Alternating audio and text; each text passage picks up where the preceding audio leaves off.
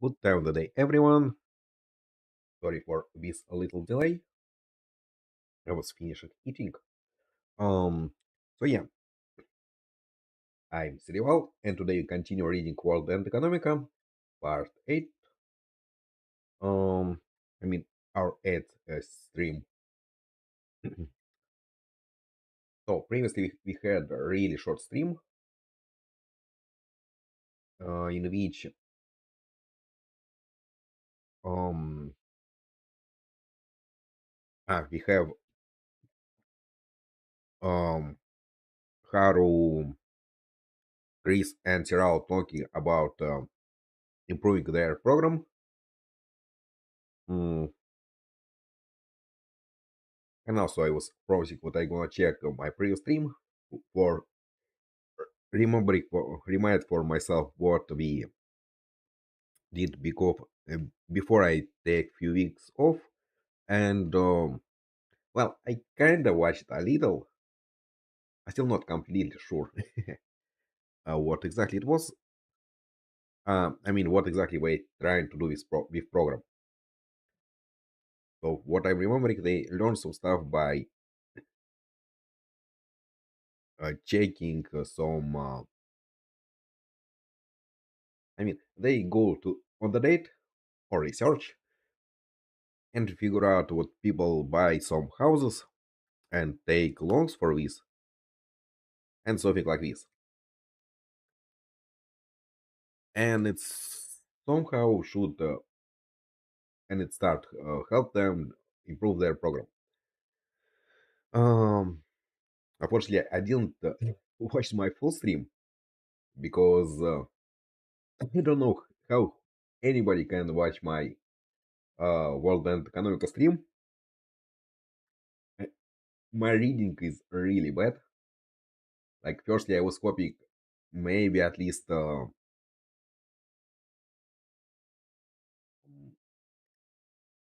maybe at least if you watch it on double speed or something, it's gonna help. But not really. It's still just bad. But after all, it is a hobby what I'm doing pretty much for myself.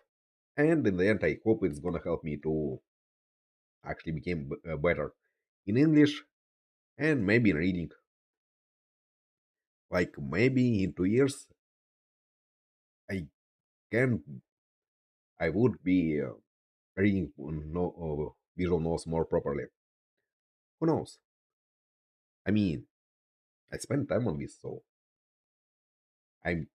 I mean, I don't learning like actively, but I still hope I gonna be improving. Um. So anyway, let's continue reading. But another funny thing, I was trying to breathe him a little bit change my voice when I'm reading different chapters, but when I watch stream, instead of that's really unnoticeable. So maybe I should double down on this. But I think right now it's just gonna continue as I was doing it before, mostly because our main problem is not character voices, is me really pausing a lot and struggling to read. I'm not sure if I can do something about this.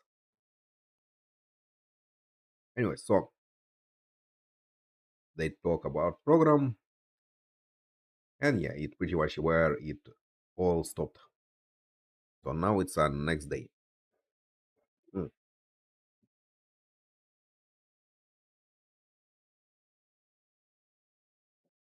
Let me pour some water. Mm, Okay,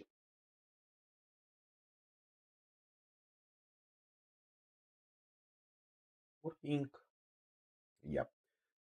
By the way, right before I just when I was starting stream, I don't know if you start Twitch and immediately stop it, at least with plugin, then I mean maybe it's not only Twitch, but it just saw what I did and it completely freeze my OBS.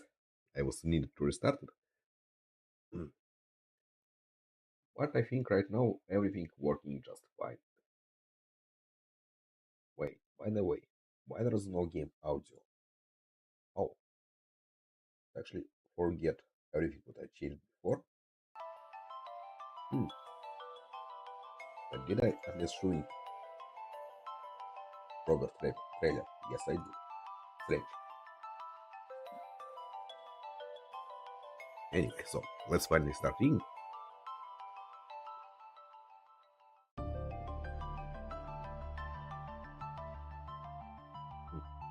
A week passed since I entered my evaluation period under Eleanor, yet I hadn't earned a single move.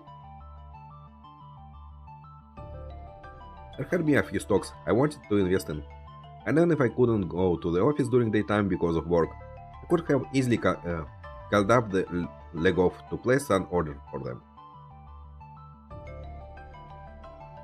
But I couldn't rouse myself to invest.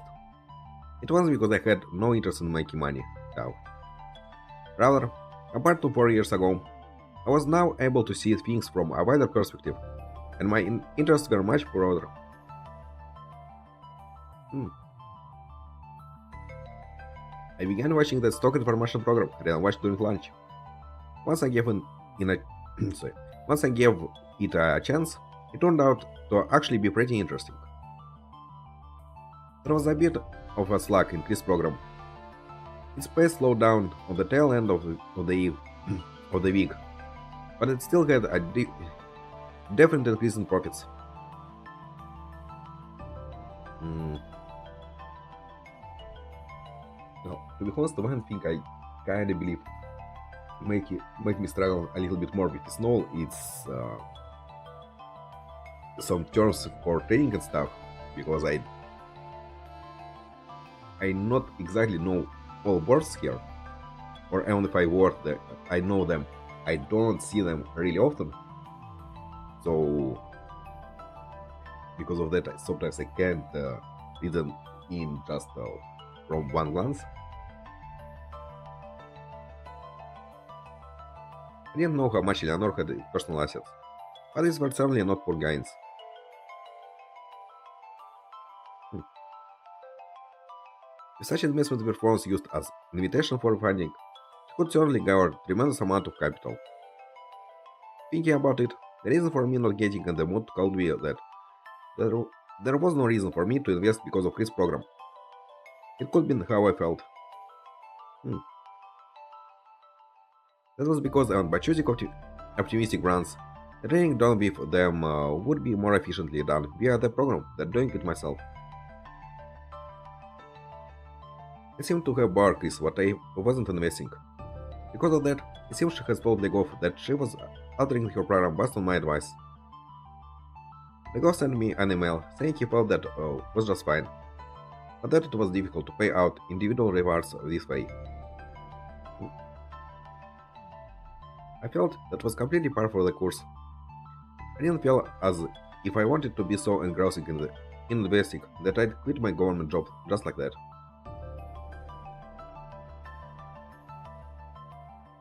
Interesting.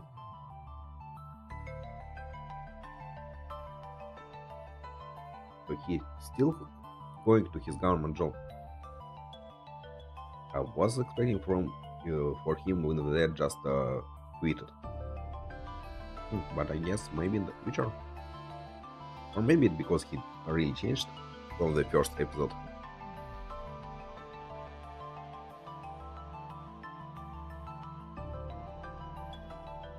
Hmm. The insanity of Clapham Square was affirmed by Chris Quarter. With that being the case, I felt I should try staying as far away from the marketplace insanity as possible. It's because it just became a repeat of 4 years ago, if I went out for wool and come home shorn. However, I was here because I was an employee.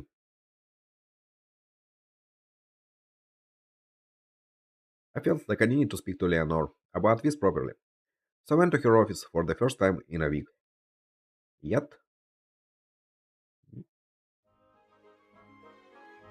ah, just you? When I entered the tiny office, there was just Chris sat in a chair, all alone. Then it was past noon. The relaxed time for lunch had just passed, and there was a lingering aroma of red pepper in the air. They probably ordered some type of ethnic food. Ethnic food. Everyone just went out. You really need to say that you're coming.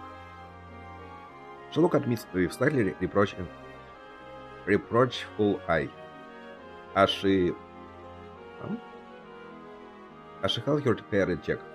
There were dark rings beneath her eyes.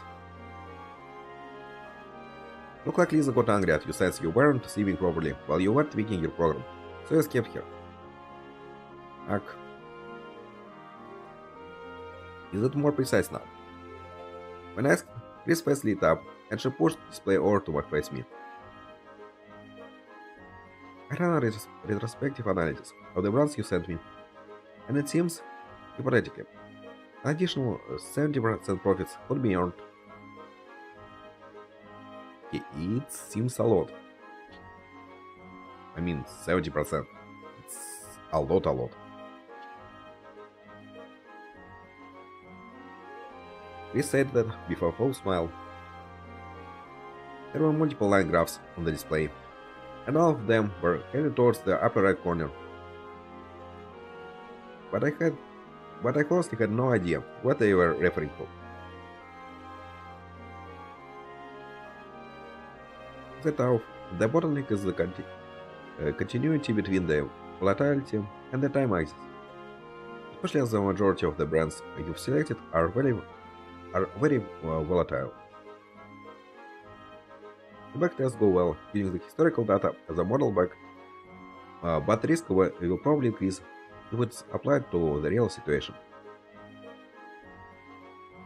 especially because of this scarcity of food stocks.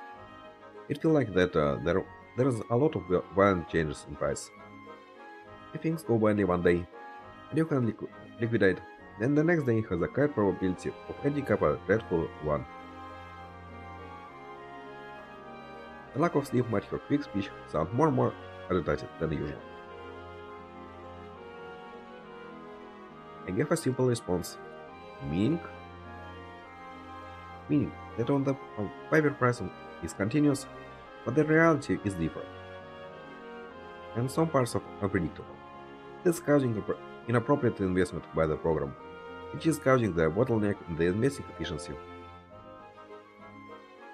I've been testing to see if I can somehow remove that, but even with brands with open instructions, since there is an average data relay lag of 0.72 seconds between here and the London Stock Exchange. It's essentially like being blindfolded during that time, so it's intractable. I was thinking about trying the methods for noise rejection used in the current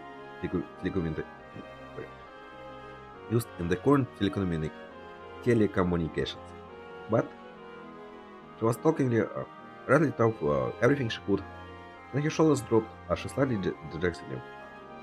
I replied, trying not to add oil to the fire. I see. I didn't get it at all. How's the stuff from Sirao doing? He asked if a place with good meat of fish would be better. That probably meant things were going smoothly.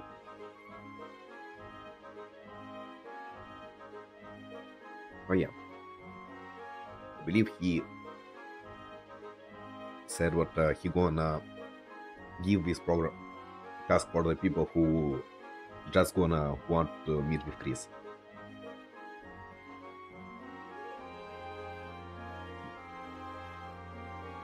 Oh, I'll try searching with my own eyes a bit. Please. Oh, do you know when the hours are coming back? It seems they won't be back until tonight. Marka should be going back pretty soon. Was there something you needed? Yeah, about that's next. When I said that, Chris looked at me with a bubble dice. That'd be. I'm not even doing a mess with myself, right? Is that still fine, like that? I certainly kept Legov informed because she was somewhat worried about that herself. And after, he said, you shouldn't miss too. And with your program here. Are. Chris groaned, then spoke suddenly, like long-term investments. On the moon that moves at 6 times the speed of the Earth, I wouldn't mind that if I was like those guys hiding invested capital in the tens of billions of moons of whatnot. I could just do swing trading over a few days or weeks. Hence, wouldn't it be better if you just adjust your program times axis for a longer one? Training the time axis would only increase risks, sharply reducing profits. Then, there's even less reason for me to do it. Also, as much fun as it is stick my face into display and just working out, I discovered how much fun it is taking a step back and viewing things as a whole, thinking about the general direction should be taken. Like an analyst. Maybe I have become watching some shows like that recently as well. Huh? Is that so? Pretty popular at the office too. What's her, uh, what's her name? The platinum blonde with the sunglasses. I do a blank trying to recall her name. This was probably making that odd face because she was surprised I was watching such programs. But yeah. Chris dropped her eyes with a thoughtful expression on her face, then looked up. I think you're cool like that too. Rather that with upturned eyes, embarrassed. So, I should go on TV and rant and rave about brands, I suggest. No, more like, I imagine a more gentle manner would be fitting. More gentle, huh? I tried as I said that. I wonder, I was so passionate back then. Also, what caused me to be that fearful of the market? I was able to move large sums of money, as I pleased in this quiet office, with the aromas from much lingering in the air, just a single large rewards with no risk involved. Was it because I was in the environment that my head was fluttering around? I thought that was it, but that didn't seem quite right. Could be that, since I had lost sight of the dream I had long ago, I feel the resulting void with nihilism. Having already lost it should be nestled there. It was like I was living my life carrying this sense of loss with me. So I guess Haru should find purpose for him to actually start to be more active. I mean, to be honest, I kind of think what big analysts also can be good. Mm, I mean, hard to say because they company like kind of not big, so maybe they need something who wanna just do things right now. Hmm.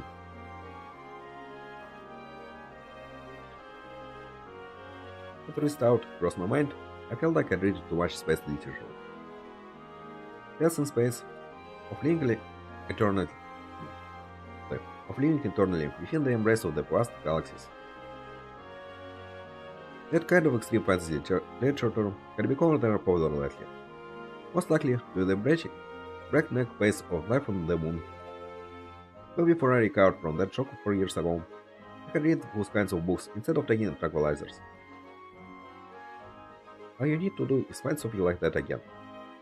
Her expression as she said that wasn't like she showed me during those 4 years to cheer me on, but a miffed one, full of displeasure. Yeah, I would like if I could focus on something that neither harm nor help. The Half 4 years ago had tried to scoop up a too vast ocean into the vessel that was myself. It was obvious that I capsized and drowned, and that was swept away from that was enormous. No matter how caught up in it I got, at the very least, I didn't want to lose my connection with ours. I turned my right hand over and over as I gazed at it.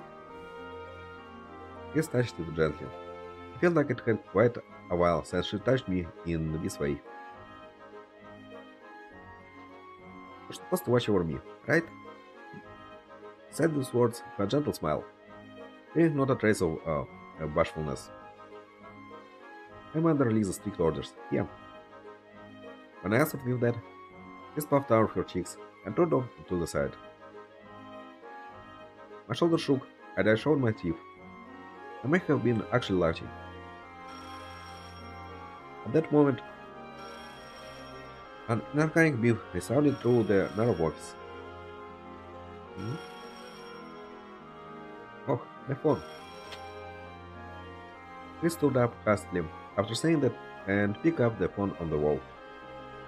Soon they used the being getting rid of receivers and switching over to hands-free would be better. But since that would make it difficult to have private conversations, they ended up going this route. Hmm? As I also said, it was hard to relax using a phone without a cord. It seems that rubbing that cord around your finger was what she liked about it. Mhm. Yes, this is Schweizer investment. Come to think of it. I recall Chris maybe announced herself in a similar way that I first met her. It was back then. She was helping out at her family's general goods delivery business in the slums of the outer district. Yeah, Chris really changed from this moment.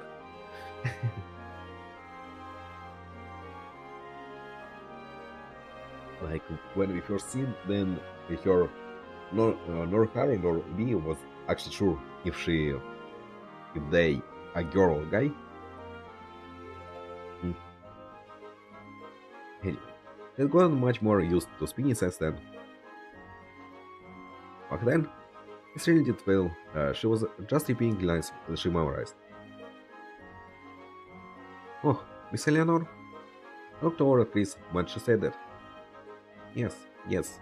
But both Legov and Marco are currently away.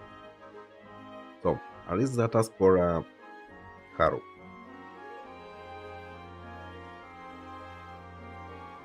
She probably forgot her folding pan at a tea party or something. And I thought that Chris looked over her shoulders towards me. Yes, Hal? Yes, please wait a moment. Hal, do you know where the Royal Central Hotel is? Yeah, the one near Central Station. Seems to know. Understood. Cabinet sim, form driver. Turn drove, correct? Understood.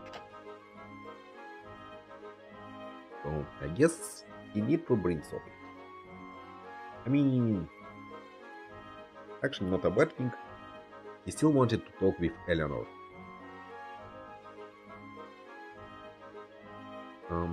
With return the receiver, it appears to have been a conversation with Eleanor. Yet she let out such a deep breath that her shoulders shrunk down.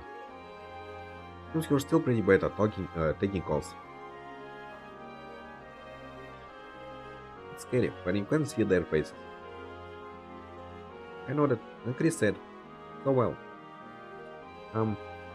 Miss Eleanor wants you to bring her some luggage. Yeah, to the Central Hotel? Yes. I'm on a phone duty until Mark returns, so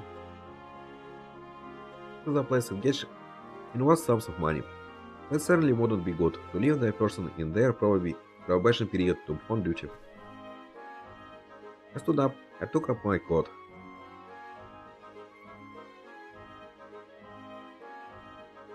I can't do that much. If that's all, what do I need to bring here?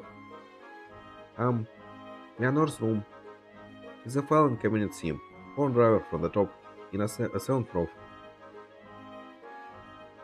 He said figures like that so smoothly. It felt like her stand and weaknesses were skewed a bit weirdly. It's alright if I go in. That's because I remember what happened when I first came here. I only got out a glimpse of a dimly lit room behind the door, then Eleanor left her office. It was a sort of room, but different from here. I thought things were a lot more concentrated over there. It gave off an unwelcoming vibe. Awesome, please give me the number driver then. Getting the stuff yourself, maybe because she wasn't meant to be in there. She said you're fine. Interesting. I didn't understand that she meant by that, but it didn't seem to trouble Chris too much at all. Well, I'll go take it, if she asks for it. She seems to be in a rush. Yeah. I hauled up with my crutch, turned to unlock door knob, and opened the door. What I immediately saw was a modern and analog data. The blinds were down, so it was really dark. This quantity of documents were filled so much that you couldn't really tell if it was the wall or the floor. Wow. I fished around the wall for a switch, but nothing happened when I clicked the button. I clicked it a few times, but it didn't turn on. Is the switch broken?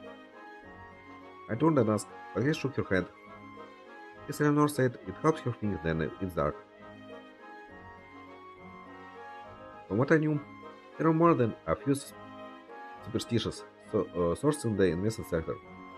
I knew the thing all too well. Like all you could really rely on is like all you could rely on is God. Such fixations could serve as a charm to overcome one's weaknesses. I wonder if this was one of Eleanor's. 4 years ago, I was to believe Waffs had too much bad rest were to blame for my investment going sour. This could have been the same sort of things. I gave up on turning on the light. I entered the room. The room had been closed. At least since Eleanor apparently didn't want ours to go inside. Light was blinking in front of the building across the way, through the blinds. Being all four corners of the office with a dim brightness similar to a night light. My eyes finally started to adjust, and I searched for a filing cabinet I'd been told about. Don't know if it was made from aluminium or steel, but it was a simple, bare-bones one, stuffed full of aligned thick files. There were numbers and letters on the spines which appeared to be organized up some sort of data. I thought that if she had to go through all this trouble, she might as well have just made it digital. That way she'd be able to take the data with her, and then if she were to forget it, she'd be able to download it from anywhere on the moon.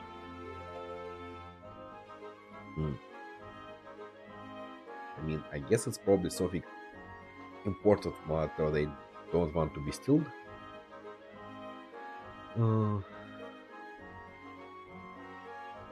It's an airborne novel for you, I guess. I mean, or maybe he just find it easier to work with data like this. One that I was looking for as I thought about that must be this. I pulled out a thick file. Oh, that was so thick, it was almost box-like. The spine said G1 and had GA, GK on the front cover. The 2 was an end row on the fourth drawer, so this was probably right.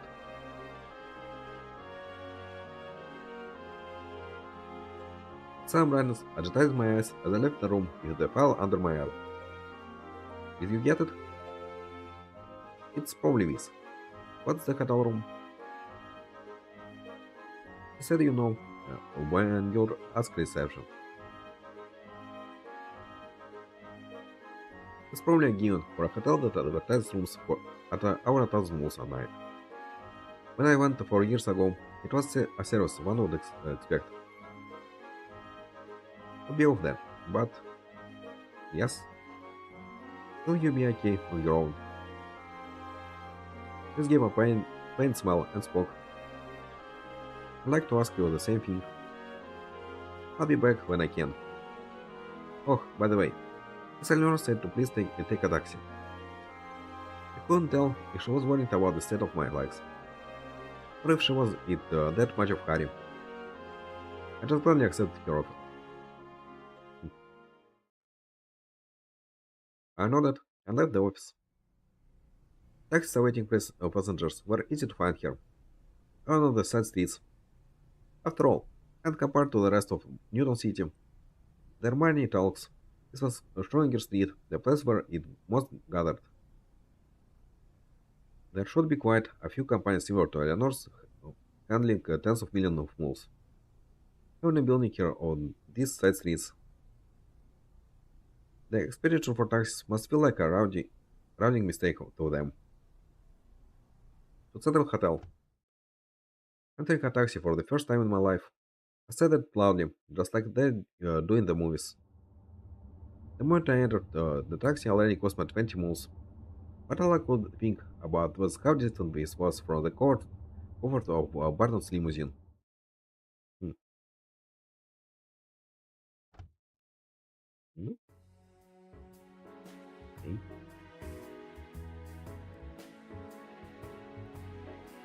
Did we see this hotel? I mean, I believe we seen it before in the first episode that he was meeting with Barton.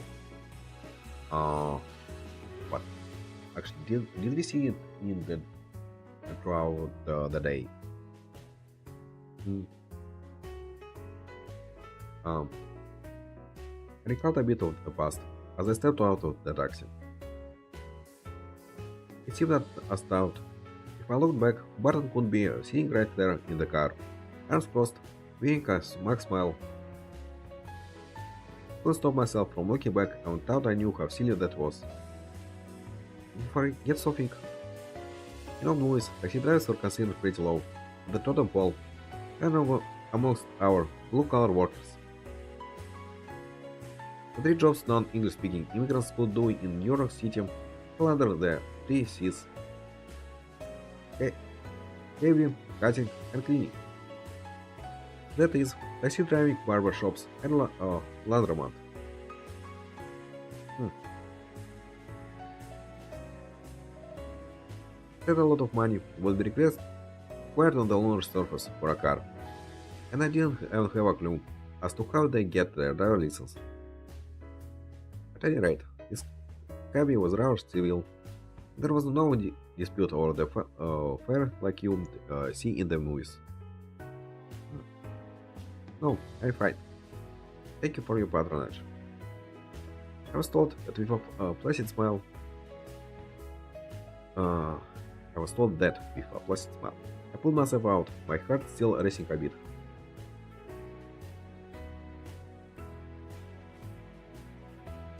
The porter gathered up my luggage, probably since he saw I was using a crutch, and waited next to me. Will you be staying the night? This was still quite a tourist attraction, and various events were frequently held here. I was greeting with a smile when I shook my head no. I've come to deliver a package to an individual staying here. Understood. May I ask you the room number? Oh, I was only told they'd know if I said the name. It hit me just how audacious it must sound, saying something like that at the most prominent hotel on the moon. The porter kept an impeccable demeanor the entire time, showing nothing but smiles. There were only individuals with above average incomes in the general vicinity coming and going, so there certainly had to be prominent figures reading this as their usual count. I did feel my appearance had been cleaned up quite a bit compared to 4 years ago, but I still felt I was better suited and to a suburban government office. If I could move my face, I'd probably give a pathetic, bright smile. But as we see in the first episode, I mean, staff at this hotel seemed really professional, and he was just a boy which don't really look civil. Uh, what the right word? I mean, he looked like a boy from outer districts, um, and he was. They was treating him pretty well, even then, pretty polite, which is professional. Anyway, so it was a bit of relief that I could say those words with a straight face. Saying it with a serious face does not quite a lot of things to be buzzed off as de facto. What, what would be the guest name be? Eleanor Swayzer. Miss Swayzer, correct? Understood. Please follow me. The porter started off walking after speaking. I felt flabbergasted. At a quick glance, I could see quite a few porters and our members around. Wondering whether all of them were sharing the same information. I was astounded at such synergy. Moreover, the porter I was following was going neither too fast nor too slow, just the right speed. The thought about how impressive that was brought to the cafe where I met Barton 4 years ago.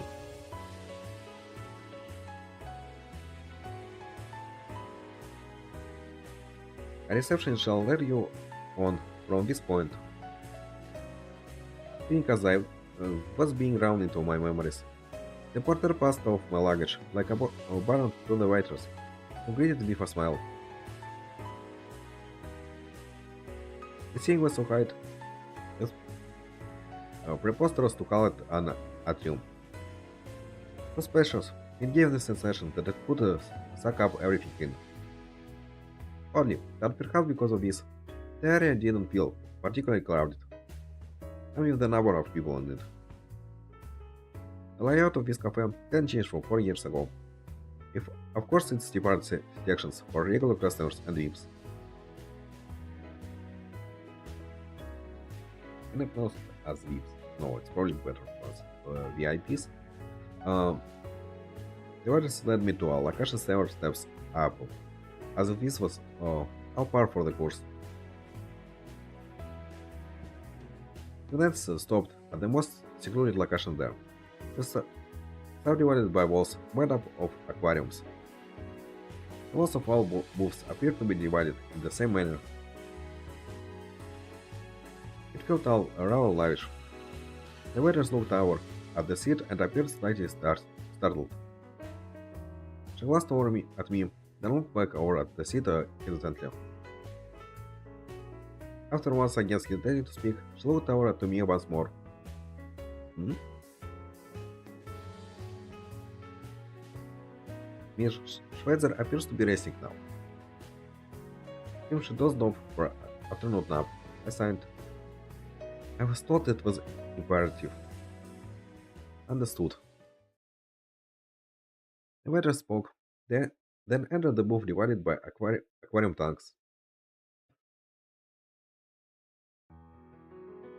Passing the aquarium, I don't know if it was color of the sea plants, but entering this place, but in the green straight light, I did indeed see Eleanor slumped over in her chair, sleeping. Okay, this place seems quite nice. The waiters knelt on the floor and called out to her gently. As I put her luggage on the floor to the aquarium, then over towards the table.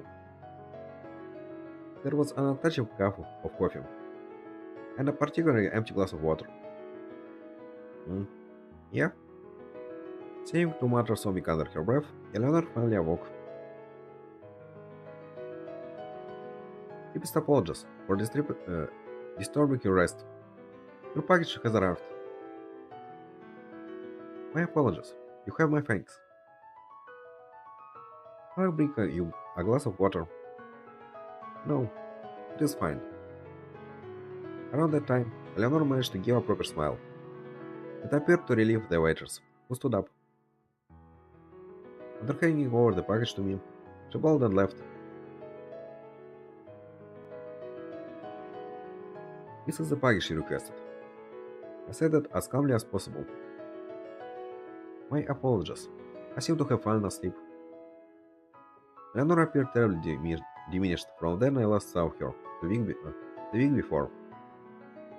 And that could have just been the difference between being in the tiny crash, uh, in the tiny church, and being in a vast place like this. Regardless, it appeared Eleanor smiling had been a strain, and she had a hand to her forehead, trying to cope with a post-nap headache. Eleanor saw her hand, extended out towards the seat across from her. Did she want me to give her the baggage, or was she inviting me to have a seat? I didn't feel I was more important than this parcel, so I first took out the file from my bag and placed it on the table. This is the correct one. Eleanor was clasping the bridge of her nose and sitting motionless as I asked. When she did finally move, not a trace of sleepiness remained. G1, this is it. Without a doubt. You have my deepest gratitude for going through the trouble. This material is of the utmost importance in the meeting this evening. However, I had made an error, as I hadn't the time to retrieve this myself. It is quite a safe. I would suggest making a digital version. Hehe. I'm told that often. Please, make yourself comfortable. Tom did at least offer me a chair. Sitting down, I saw the crimson fish with a certain jaw behind Eleanor. Tom, there are seats like this. Well, it's surrounded by aquariums. It's like a hideaway. Why, yes. There are a number of our highly guests. Would say I'm sharing this place with them. With them? Eleanor caught her head and pointed towards me. However, her finger was indicating something behind me. I turned to see an enormous catfish with its large mouth gaping open. I adore red-tailed catfish. So plump and mighty. That enormous red-tailed catfish surely didn't have a rather unique form and texture about it. It seemed as though it was packed with fish, with flesh. The ones swimming at the top are spotted gar and knife fish. They are both the taste of the investment fund manager. Rather aggressive was, fittingly. The ancient arowana behind me feels the bunker's taste, but you can't quite shake the oriental Navierish feeling it has, however. The colorings of this second mouth and fish-lid swimming in the aquarium over there seem as they won a contest of sorts. I'm not keen on their artistic value, but they all seem quite expensive. Hum? She didn't seem to understand what I was talking about there. I spoke of their price. The truly wealthy did not judge worth by price. The ancient arowana is, well, it may very will be, but not the rest, whose lives are filled with the aesthetics of those who use this spot. Hmm. She tilted her head and smiled as she said that, but I wasn't sure whether or not to agree. Hmm. Kinda seems strange.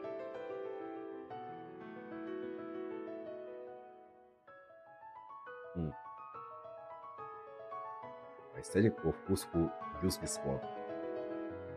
I don't know, it seemed like some not cool but some strange covering.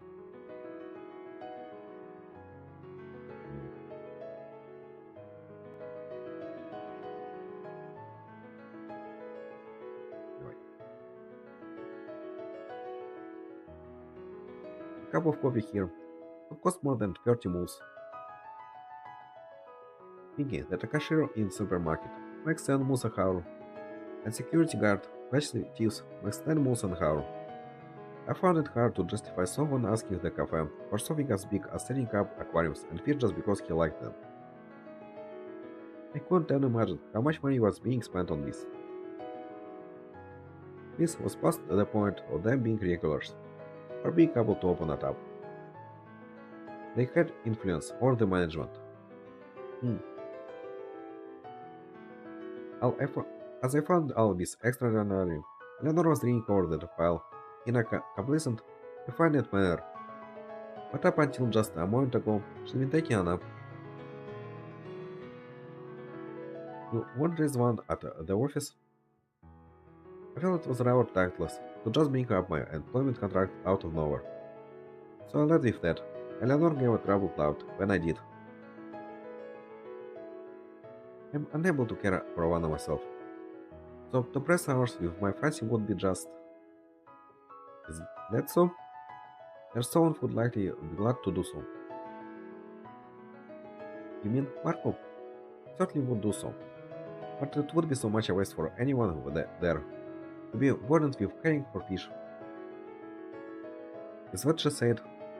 But right now, the very person that was on duty back at the office was a trader that would gain 70% of your invested capital in half a year time. How much would that be? I'll set it to a market value, I wonder. Besides which, this is the only place when I can relax. That's true of ours too. Oh? Ahem, surprising? Eleanor smiled as she closed the file. Despite appearances, I'm still at work. It is just hard to find a point where I can't return to the office. So I end up here, where I can spend my time watching the fish at my leisure, and give it an hour go. You seem rather busy. I have you to thank. After she returned that elegant quip, the waitress returned with water and a wet towel. Would you like to order something? And it's not just a show of gratitude for being at me with. I'll have a blend then. I felt completely calm, so I was able to speak without hesitation. Understood. The waitress left, and silence fell. I looked at the coffee on the table and spoke. It will go cold. Huh? Coffee. I have a rather strong aversion to it, but I adore the smell. As I was impressed by the rich aroma, I observed that she really must be rather busy, as her breaks afforded her only enough time to glare briefly at the fish and smell her coffee. There is something I wish to ask. Yes? What work do you do? It should be something like gathering funds at cocktail parties, but it certainly didn't seem like that now. Now, I was starting to think he worked on a tight, minute-to-minute schedule. Come to think of it, when I had first gone to the office, she had only been thinking about one conference. Unless she had to deal with a bunch of local and annoying financiers, I felt such meetings were unnecessary. And just seeing how much money Chris managed made me think that, as of right now, it was nothing but Eleanor's jump change. But something you don't wish to talk about, then I will not force you to. Was it Vigov? What do you mean? No. Has Ligov said something to you? You seem rather cautious about the subject. He did. He said the madam does not desire it to be spoken of. Goodness. It is but a trifling matter. However, put simply, it could be a bore if the populace were to know. So, it is actually. I had been asking honestly. I just could not imagine what it could be. It also seemed that that work was in some way to do with expanding Schweitzer investment. If this material abroad was uh, part of his work, when so was the pitch black room filled with analog data. If Eleanor has been doing investments, then I could understand it. But Legov had said that Eleanor doesn't invest. I have no idea what it's gonna be about, so I kinda intrigued. As I was pondering, Eleanor suddenly smiled, taking out something round out from her box, placing next to her. By the time I realized it was a barrette, Eleanor had guarded her hair with her hands, doing it up pompously. After peeling her hair up high on her head, Eleanor took something else from the bag. Sunglasses. Okay, are he one from this show? I mean, I know similarity before, and I think I mentioned it, but I was thinking it's maybe her mother or something. With that, I was quite literally dumbstruck. Well, that's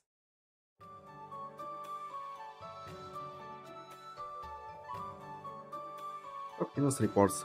Suicide Wu struggled her chest, was both hands on her hips, and both her high shoulders and spoke that phrase. Yeah, I'd seen her, even on the display of a PC in a suburban government office. And someone like me, with no such internet, knew of her. Christ, as a guardian deity of the people wilds, a celebrity, I will not this grid-stricken lunar surface, rebooked as a failing the flames of stock investments. Originally, the guys know a stock market analysis would do just that. Analyze good or bad stocks and pass that information to buyers. But for the trunk of the lunar surface that come to work to get rich, trying to become rich by getting a being stock, perhaps analysts were more popular than rock stars. I would probably have been less surprised if Eleanor had stripped down to her panties. Okay. This is what I want when sorry, this is what I meant when I said it would be rather troublesome if you were to know about this.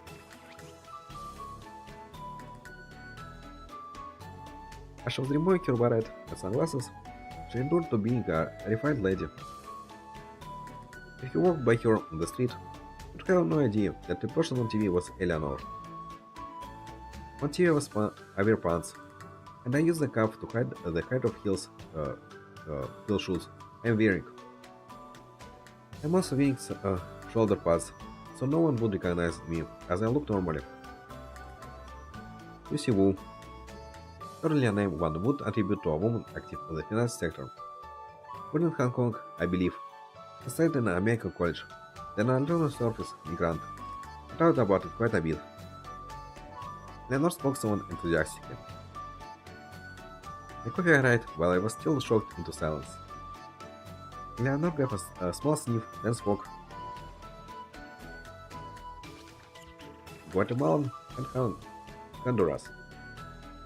Our master Brewer also extended his appreciation. The waitress gave a great, gleeful smile. I was surprised she could tell which beans were used in his blended coffee just by the smell. Eleanor let out a big sigh and sank into her chair when the waitress left.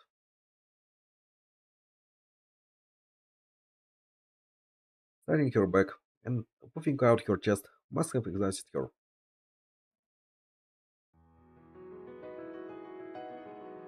Kind of cute. Um, Actually, I just had some knowledgeable to tell me of the blend. I gave a shrug to Eleanor's playful grin. I sipped my coffee then, but naturally, all I could tell was that it was sour and bitter. I also could not tell that Susie Wu's work entailed. You raise investor capital by going on TV. Oh, of course not. Eleanor tilted, then took a comb out of her bag and began combining her hair. Ah, but that is ruin away. What way? Would you like to know?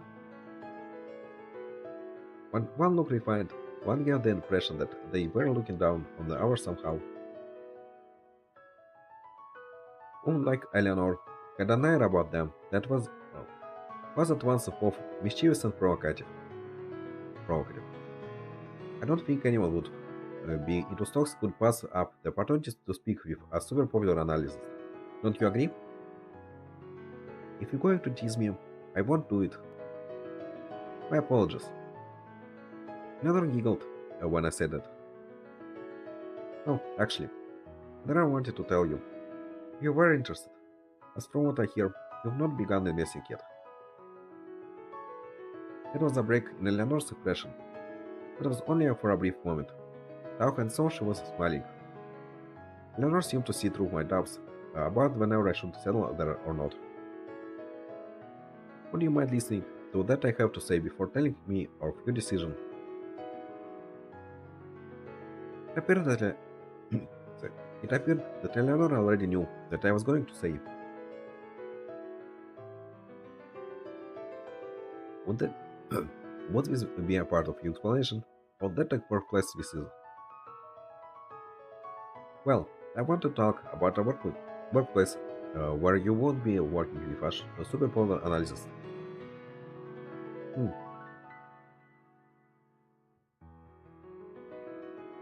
If anything, it was a soft ironic retort, befitting European nobility. Eleanor giggled as she placed her comb back into her bag, but she then let herself lean against the backrest of her chair. Heaving a sigh, it seemed she really had some troubling matter on her mind. Was she was tired? At the same time, this thought crossed my mind. Eleanor gazed behind me with a despondent stare as she spoke. Originally, I did it because I enjoyed it. Ever since my grandfather fell ill and had to return to York, I took over the management of Schweitzer and Zelga Inn. This place. You mean you've been working as an analyst ever since then? It's rather different from being an analyst for corporate investment banking. Doubt. Simply put, it's just that I adore corporate analysis. And only that, I've attended the analysis team meeting as well. They didn't particularly enjoy me being there, however. I could imagine. Just such a hobby also happened to be profitable.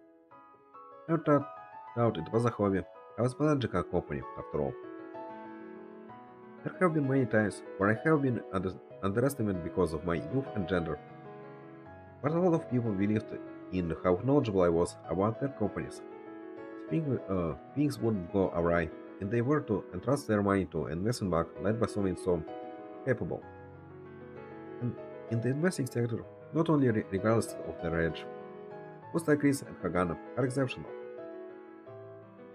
4 years ago, the only great investors I knew the names of were male. Hmm. So, the analog data in that office room, all of it is exactly. This data is about companies or their business circles. What you had brought me this here is also a compilation of data assembled. Will you have a look? I would like to. Please. And worker, I am working under 1/6 of your gravity. When Eleanor passed that file over to me, it seemed quite heavy to her. Raw data of a company, analyzed by super popular analysts. Company set analysis, one of the three pillars of stock investment. If anyone had more than a little interest in the fundamentals and invested based on this analysis, they'd probably pay a large sum to be able to see this. Besides, there are actually really excited people who paid for concealing from analysis. There were many followers glued to their TV religiously, listening to their statements. As my trains of thought finally reached the stage, I then gasped in revelation. I was not worried about such a petty question as, is it alright letting someone else see that professionalism is for free? It wasn't that. It was the person why Chris and ours weren't allowed into her room, because this type of data was lying around. What's the reason? Uh, because I kinda started struggling to read. No, but I kinda don't want to stop in the middle. Give me one moment.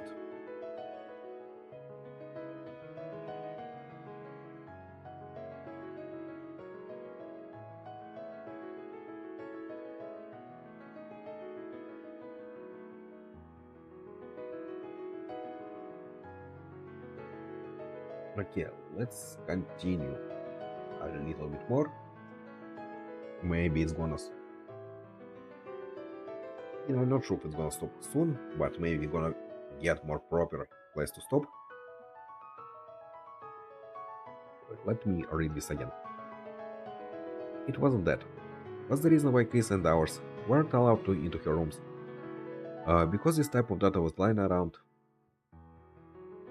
I rested my hand on the file. I was about to open. Looked over at Eleanor. Is it alright for me to look at this? Aren't our people not allowed in that room because this kind of data is stored in there? Oh, I have seen plenty of yours already. So it's alright. Hmm? What did he mean? Ah, okay. The Pricing Economics Research Center Investing Contest Log Data. Also, it's off limits, as I felt it would only bring harm to the other people. Hmm? Harm? I wasn't sure. I meant probably the meaning of that word.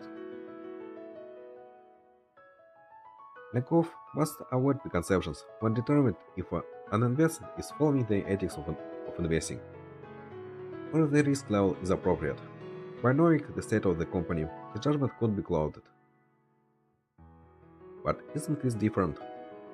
For Chris, it's because she's still working on polishing her investment methodology. methodology. However, this data was formulated from my subjective view. If she were to listen to what I was to tell her, then I believe it would cause her confusion. What about Marco? When I asked, Eleanor gave a small smile.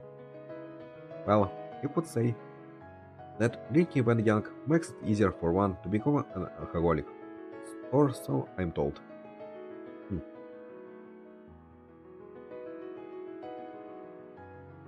Oh. In that, I stopped myself from opening the file. With her body leaning on the backrest and her eyes closed, it was as though she could fall asleep at any moment. Yet, I could feel unwavering confidence from her slowly spoken words. Why don't you invest yourself? Aren't you famous as an analyst because your analysis is correct? I even heard Susie Wu was called the wizard. So that, instead of speaking out of in front of ours, she couldn't silently do the investing herself. Actually could not see how she would need people like me. When I asked, Leonor lanced her delicate fingers together or her lap with her eyes still closed. It's because that is not my objective. Investing? It isn't? Halfway through her note, Eleanor stopped. The way she stopped was rather mechanical. I thought she'd cut her long hair between her back and the backrest. Sorry. To say that investing isn't my goal is rather misleading. If you define investing as throwing in your own possessions to acquire great returns, then I am undoubtedly investing myself. However, my goal isn't to invest into stocks and gain a monetary return. On the lower surface, people's favor, trust, connections, anything and everything could be converted in viewed through the prism of monetary value. So, was it even possible for there to exist a form of investment where one did not expect monetary returns? I felt further justified. In my pioneering quiz, Science Eleanor, who was Susie Womb herself, was raising her voice as she stood in the center of the world, where money was the love of the land. When, what would? Eleanor slowly opened her eyes when I asked. Her eyes were pointed far up, looking past beyond the aquarium. I suddenly felt like following her gaze. I very much wanted to know exactly what she could be looking at. If I took what I know and invested my own money or money scoured from ours to invest, that itself wouldn't be all too bad. If I were to use my connections and make usage of my publicity, given how crazy the lunar surface is, I could certainly put together a few $100 million. With assist from Chris' program, I can foresee earning large sums, fetching 50% to 60% profitability.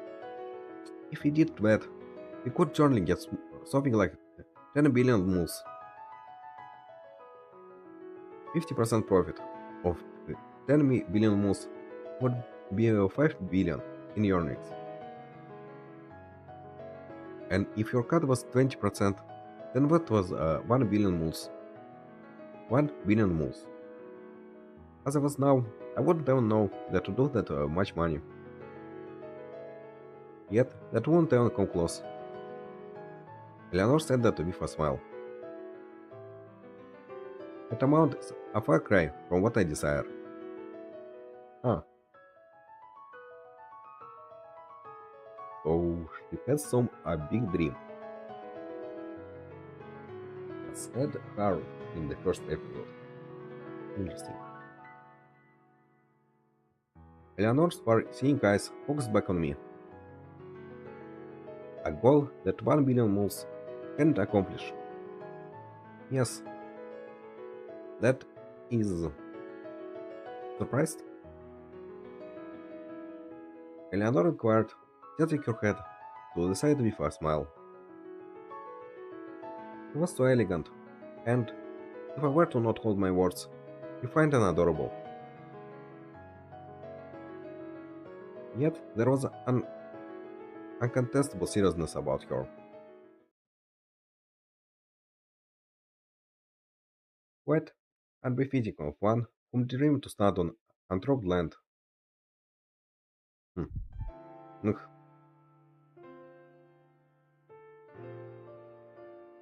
interesting. Is Chris one who told it? I recalled as if something had pressed through my heart, then looked over at Eleanor. It felt as if some type of thick liquid was passing through my sinuses, and my hand moved to my nose automatically. There was no blood, yet I could smell a somewhat medical odor, energetic deep in my nostrils. Fumes produced adrenaline when I agitated. It was said that it had a peculiar medic, uh, medicinal odor to it. From trees? Trees as well. When I heard Leonor say that, I felt as though perhaps I'd been mistaken about her. I had thought her goal was to create vast amounts of money with Chris' program, and that I was just a secondary existence. Or did she choose him because they have similar ideas or dreams? But here was Eleanor, wanting to show me her documents when she couldn't even show them to Chris. And Eleanor was staring off as something exceptional too. Something so exceptional you had to be in a place where I had dreamed to be once, to finally see clearly. 10 billion moles is still rather unlikely. At 100 billion moles perhaps. However, and by raising that much capital, it could be a rather tricky problem to then solve with money. Eleanor's gaze fell from me, and she looked down as she spoke. With her long eyelashes casting a shadow, her appeared sad and thought she was smiling. But I did not know what her words were leading up to.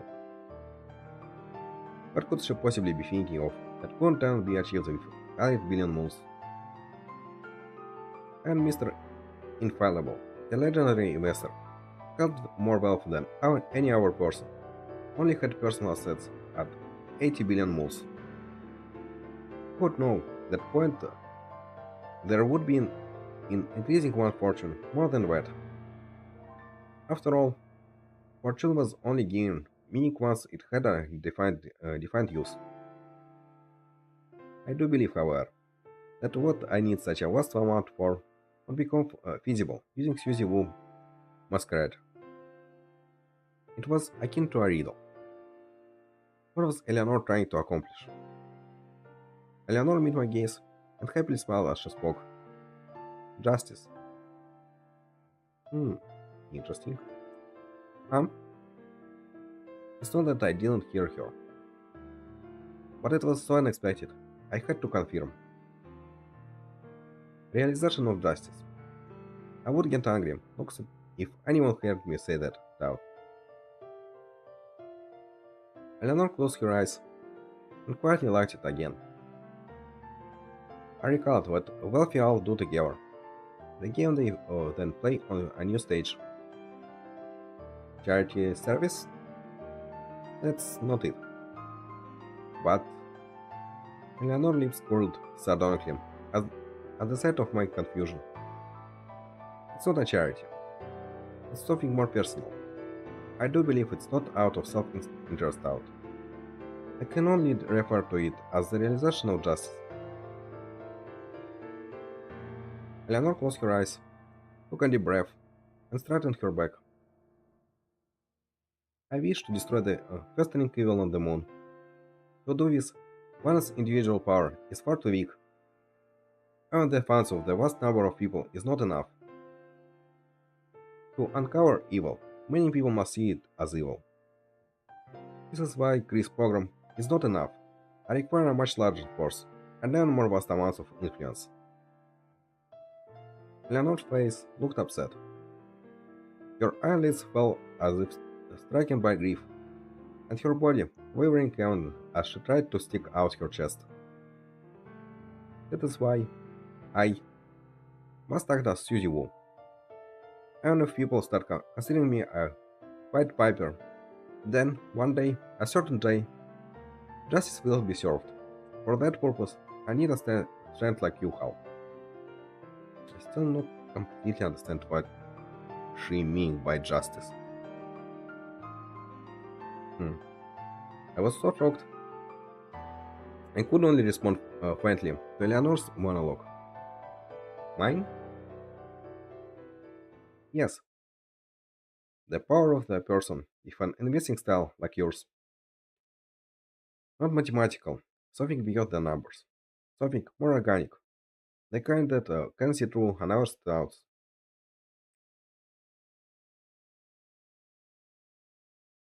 As Eleanor spoke with her eyes closed, her speech became slower. Finally, with her mouth slightly agape, she stopped. It didn't seem quite the same as was she absorbed in thought. I called out her name, still in shock. Miss Eleanor? Mm. Ah. She suddenly opened her eyes when called out too. She then smiled slightly at me in embarrassment and rubbed her eyes with her delicate fingers. I couldn't believe it, but it seemed she was falling asleep. Not feeling well? Ah, no. I thought I would be fine for a bit longer. It seemed like she was going to fall asleep again. As she was taking, but said she already had her head cast downwards. Her head fell forward as she jerked herself awake. She clearly wasn't feeling fine. Um, Maybe you should return to your room. But, on conversation. Hmm? Ona she spoke. Oh,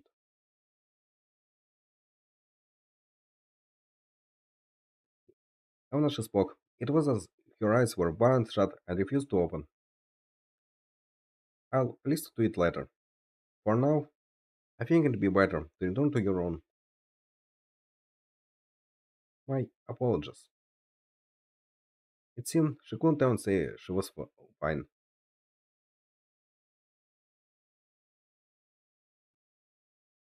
Strange. For some reason, YouTube saying me what there is no audio, but everything seems alright. Anyway, we searched around for her bag next to her, about to stand.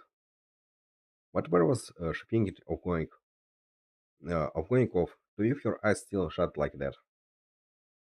It appeared she couldn't lift her own legs, staggering to grasp the table with one hand and using the other to grab the back of the chair. It didn't seem like she was simply trying to balance herself. So, as not to follow her, rather, it looked more like she'd been blindfolded by Salmon herself. Ugh, unable to stand up completely, she ended up flopping back down. It looked to me as if she was drunk. Her face had gone completely white, and she looked just like a porcelain doll. Hmm? Is she ill? Maybe she just didn't have enough sleep.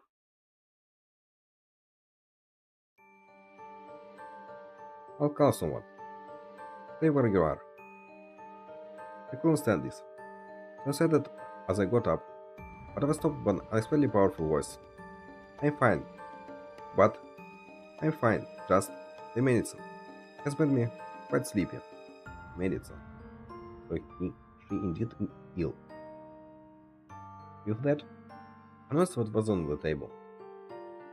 Untouched coffee and an empty glass of water. Would you just lend me a hand? Are you really alright?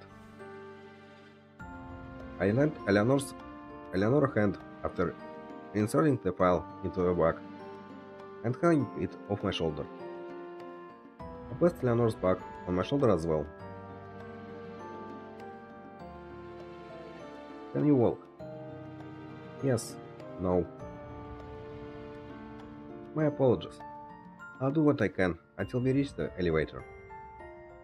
Eleanor suddenly stood up, tried after speaking confidently. She was so upright. It was as if everything until now was but a lie. Surprised by that, I let my leather bag slid off my shoulder. Then I slipped it back on. I mustn't be pushed over. She then smiled placidly. I thought I was quite sure that yes, her husband should be pushed over. Eleanor had started walking off. It took all I had just to keep up with her. But that may have just been because she knew exactly how many seconds she could stay awake. She greeted the cafe waiter with a smile, passing through the lobby swarming with gentlemen and ladies, gracefully declining the bellhop trying to lead her directly to her room and telling them that just to the elevator would be fine. When the door of the ornately decorated elevator opened, there was a scarlet carpet spread before us, and so much gold on the walls that one could make out one's own reflection. The bellhop pressed the button of the 50th floor with a white gloved hand, closing the door so as to not allow our customers to enter. Of course, she was smiling right up until the door shut. That was the moment her legs gave out.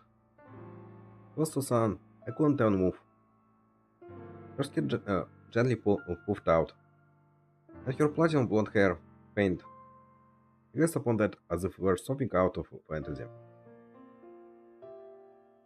When I came to my senses, I knelt down, supporting her before she had completely collapsed to the floor.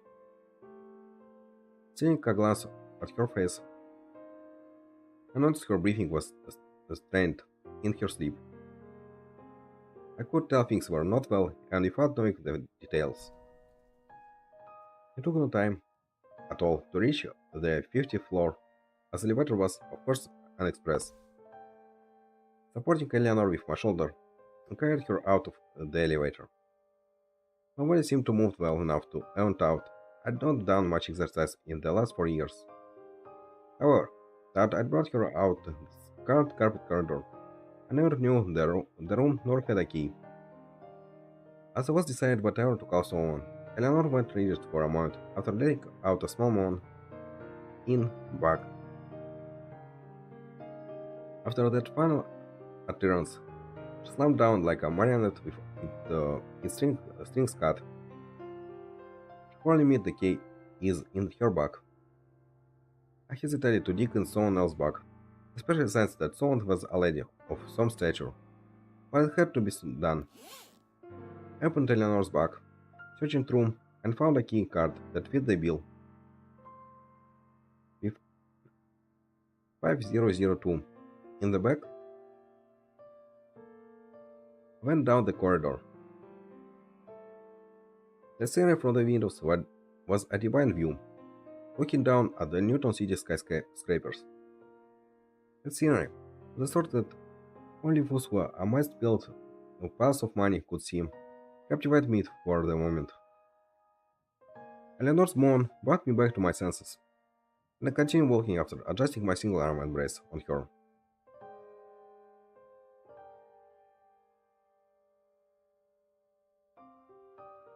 In the corridor, where was lashed out for kids to hide within, and a chandelier handling so complex I was wondering how it could be cleaned. On the contrary, there were not short swords and oil lamps spread in glass cases. It appeared to be more like a museum. It was questionable if this was really a hotel. Also, when you think of hotels, you think the walls would have doors lined up one after the other. But there was nothing but walls all the way down. I only realized it was because the rooms were that big when I finally reached the door to room 5002, swiped the card key, and I entered it. Wow, this is. Ah, it is a big bed and a lot of books. The lights lit up the moment I opened the door. What shocked me about this room was the size of the room itself. The room, which I couldn't even begin to estimate the size of, had been filled with stuff. The majority of that being overflowing piles of documents hidden here and there, all of them with overwhelming number of tag marker stacks on them. Newspapers and various magazines. It felt as if I had stepped into a time warp. There were such a vast amount of loose relics I had only saw on a PC monitor. I passed through these relics while carrying Eleanor, still limp in my overarm. Around the king-size bed was the same as the rest. No, actually, it was much more. Not only half-read books and folders newspapers, but empty pizza boxes, empty drink containers, and candy bar wrappers littered it. And on her pillow were opening bags of lurid colored gummy candies.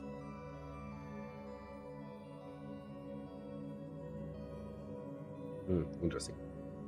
So, I guess she didn't allow people to, I mean, for staff of this hotel to actually clean her room. I mean, it makes sense since she has some important documents. Hmm. I was troubled as to where I should look with her clothes scattered all over the place. The only clean place was the spot where she slept, and from the shape I could imagine she was curled up in the fetal position when she slept. But it was still in the realm of possibility for me to understand the filthiness of this room. It's so unpleasant to think that this is one of these impeccable lady's surprising features. As I let Eleanor down on the bed, I called upon gazing at the state of the room, which would be better described as uninspiring rather than filthy. because I had seen what was laid out on the video side of the work desk. A tremendous amount of medicine. Okay, so more confirmation for us what she is indeed really ill. Tablets, capsules, and powdered medicine spread out in a haphazard manner. There were the names of some of the prescriptions I had taken during the worst period of the incident from 4 years ago, written on the white paper sack. Antidepressants, tranquilizers, also sleeping pills. Combined with the state of this room. Actually, room seems like an illness. Okay, interesting. I mean, she also really was speaking about justice. So I guess something happened in the past. So big chance she also have some sort of trauma. When I looked over at the bed, Eleanor was sleeping peacefully, like a prince who'd eaten the poisoned apple. I couldn't help but question the state of the room. What was this justice she was trying to realize? That would push her this far. Yep. This wasn't the room of someone just trying full-scarredly of putting in a lot of effort. On top of the desk, with the medicine spread around, there were piles of books, and surrounding it were mountains of documents held together with enormous clips. There was also a coffee cup placed there, and when I peered farther down, I saw a kettle and container of instant coffee next to the chair. There was also an enormous amount of empty caffeine pill boxes. It wasn't that she didn't like coffee. Her stomach just couldn't handle anymore because of how much she drank. Insanity. Or it could be tenacity. Justice could not exist without evil. Realizing justice could only be accomplished by defeating evil. This was far too removed from the calm state of affairs of the office on Schrödinger Street. Eleanor's room back at the office was indeed awe-inspiring, but you could still feel a shred of rationality to it. Data was sorted out, classified, and probably stored, with rationality. In practice, it was likely that she had been using it as a storage room. There was a certain amount of insanity somehow managing to ooze out, but only from around the desk and a burnt-out bulb. However, here she did not hold back. It was as if a storm of pure insanity blew through and tore up this room. I looked closer. I saw text all over the walls. What I had through was an advanced guard designed to doubt to be some sort of citation from a document written up in lipstick. I also had, 4 years ago, poured everything I had into realizing my dream, but it was a scant 70,000 moons I had been pushing around. Leonor was certainly living in a world where 700,000 moons was nothing. 70,000 moons was nothing but tissue paper, which in turn meant the price of life had no choice but to be content much cheaper. Returning to the edge of the bed, I took out Eleanor's file from my bag. I opened to a random page, finding a handwritten report for closely packed lines.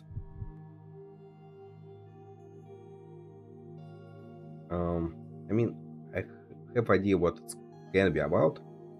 Big chances can be about partner company or whatever it is who was buying triggering people to living into debts and eventually buying their land. Because if so, yeah, because if you think about this, She didn't actually wait for anyone here. She just waited for Harun, which means he asked for him bring these exact documents, especially because she wanted him to read it. Anyway, let's see, because I really should be confirmed right now. The moment I opened it, I feel like that sort of shock one gets from hearing loud noises through headphones. I reflexively closed it. A moment later, a storm in my ears passed and silence returned. I looked at Eleanor's on the bed. I recalled what Lisa had said. This girl is always serious. Do you understand the meaning of these words? I understood all too well. Looking up from the file, beside the wall over the bed, Eleanor stepped upon. For a time, I couldn't understand what I was seeing. Normally, there should have been a tasteful driving hug there. Yet, when I realized what it was there, my legs began to quiver. That quiver going from the leg that hadn't moved in these 4 years. It wasn't so weak, as vivid as simple picture hanging there. Hmm? There was an old flag, spread out at full length.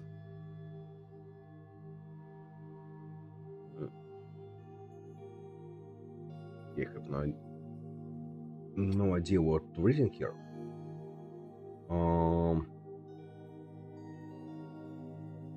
God and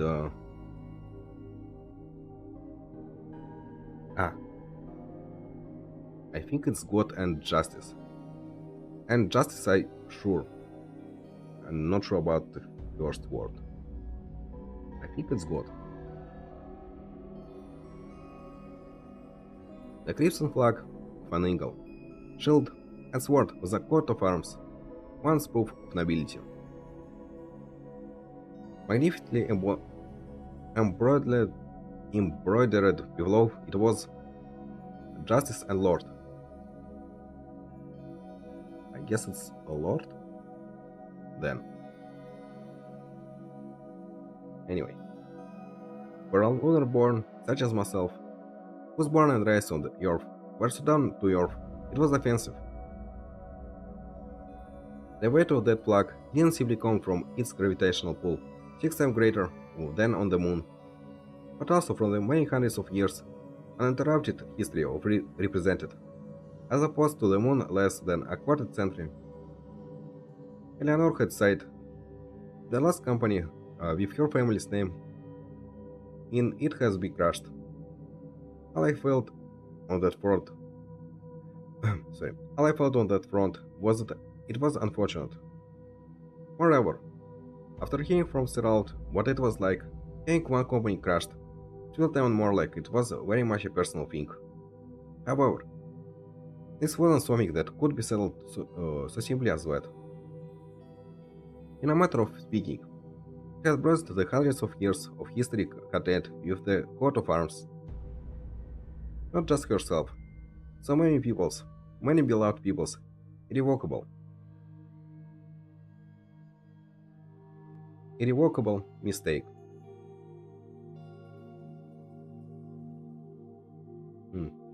I guess I actually was wrong. Who knows? Hard to say. They still didn't show what was in these files. I looked over at my right hand, feeling as if someone had pierced it. My right hand had never gone stiff of late, but now it became solid and started to quiver. My heart pounded. My breath became pained. An episode. Even thought I knew this wasn't good. I turned my gaze over to the coat of arms once again. A crimson flag. Irrevocable mistakes. Realization of justice. My right hand shuddered, as if it were its own living creature. Not something that could be stopped even if I tried. I'd had so many episodes from trying to. Also, I didn't have Chris by my side. It's time to stop it. Yet, I had the feeling something kind worse was happening. There was a smell of metal from within my nostrils. Irrevocable mistake. On a level where you might be forced to pray to God. After uttering those words to myself, my right hand stopped. Justice and God.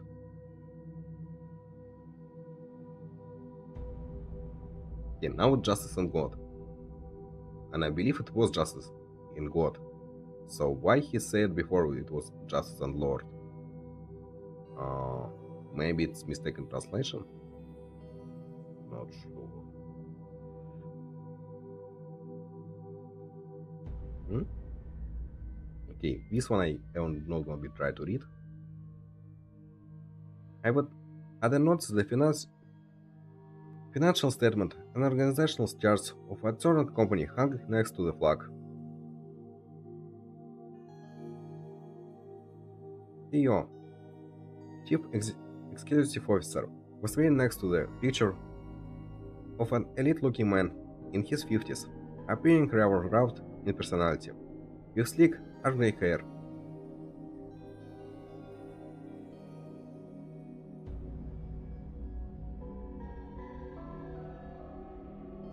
CIO, Chief Investment Officer, CTO, Chief Technical Officer, was sitting next to the picture of a young man with predatory eyes and covered black blonde hair.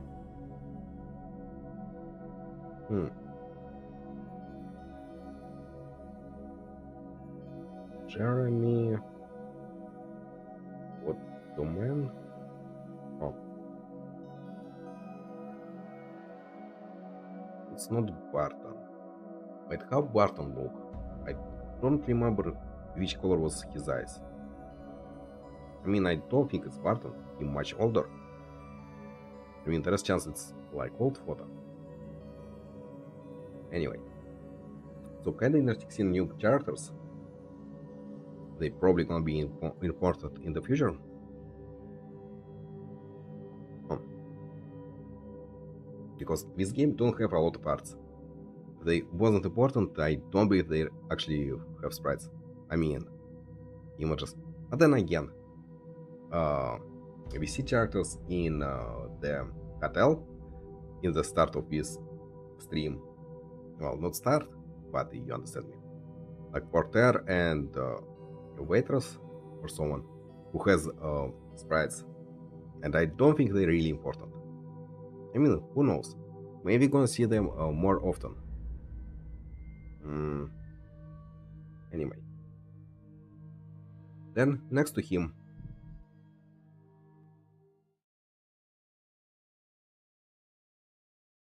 CFO, Chief Financial Officer.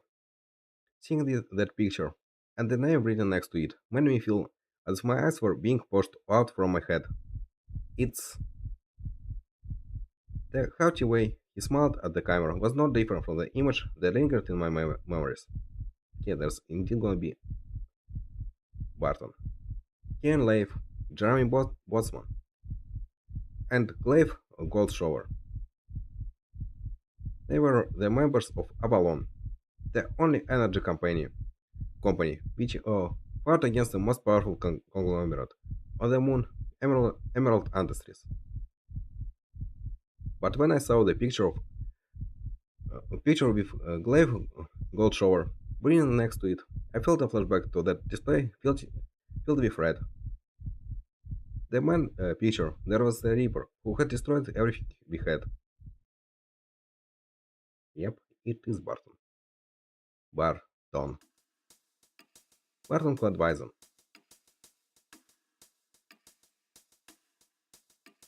Hmm? There were innumerable arrows drawn directly on the wall, leading from the financial statements and company organization chart to our documents. Oh, I wish it was more readable. Because I believe can be something interesting here. Like, who's this person? Wells. Oh, um, no, I can't read it unfortunately. Um, it seemed to be a flow chart displaying the flows of cash, of assets, or even flows of information. Among the drawn arrows, one could also notice the words Weather and Zelga. Tracing back these arrows, it is apparent that Eleanor's investment bank was part of Avalon's enormous corporate chart, and instead of the words information and capital, extended from Barton to list labeled tax havens, and in turn from that list, arrows were aimed towards a major investment bank, Platinum Smith, and there was another photo hung up in there. Hmm, interesting. I'd seen the face of this man before. He was the famous analyst, on the same level as Suzy Wu, who was called the only real deal on the moon. Under him, Eleanor had described outposts in Leipzig with West. The line that the word would extend from this word, extending back towards Swetzer and Zelga, with the indication that it had been shut down. At that moment, I felt something bitter spread out with my mouth. My instincts told me this large series of loves was outlined as of some horrible deed. I didn't believe I could understand the feeling that could push on one to take lipstick and smear out the word balls on the someone picture.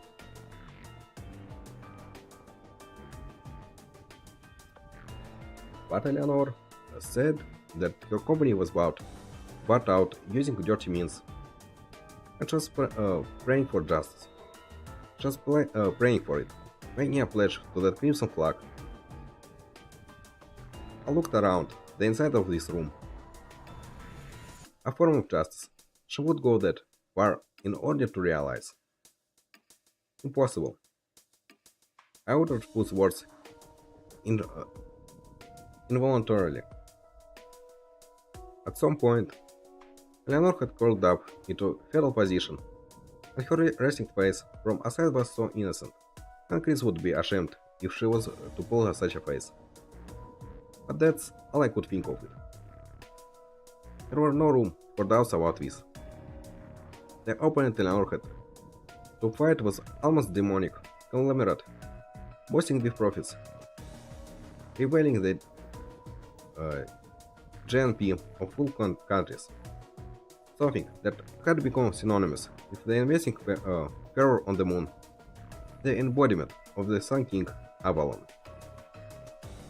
The more I thought about it, the more I understood why Eleanor took up work as an analyst.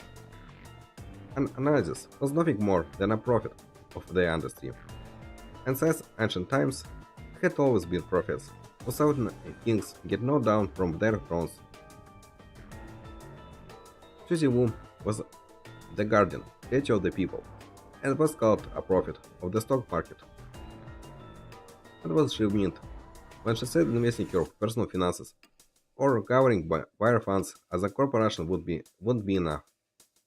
Her goal was to instigate the populace, even if it meant being called a Pied Piper. But I'm not sure what this means. Anyway, Eleanor would establish herself as a famous analyst when used that fame to defeat Avalon, while denouncing them as evil.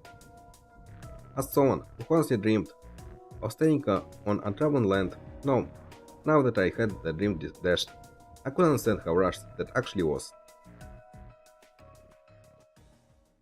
Yet, I was unable to leave that place. There was a purpose here. There was conviction. There was something to fill the gaping hole in my chest. In this place, there was nostalgia that made it impossible for me to leave. Nostalgia so strong that I made sorry, so strong that it made me want to burst out into tears.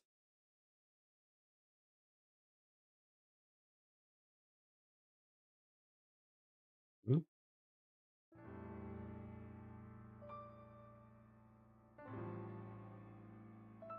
Mm, is it time skip or not? I couldn't leave Eleanor on her own. So, all in all, I couldn't leave the room. I wanted to talk to her. My head was filled with nothing but that. I also wanted to know that sort of rush things she'd done and how far they'd taken her. So I went through the files on top of her miniature idle work desk. Um, okay, no. Let's stop on this point. I think it's almost time skip or nothing. Like, I think he now gonna be reading about this company, then they probably gonna skip to Eleanor actually wake up or something like this.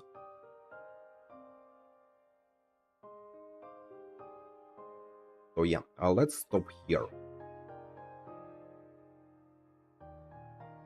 Um, but I still don't know why I do so much saves. But yeah.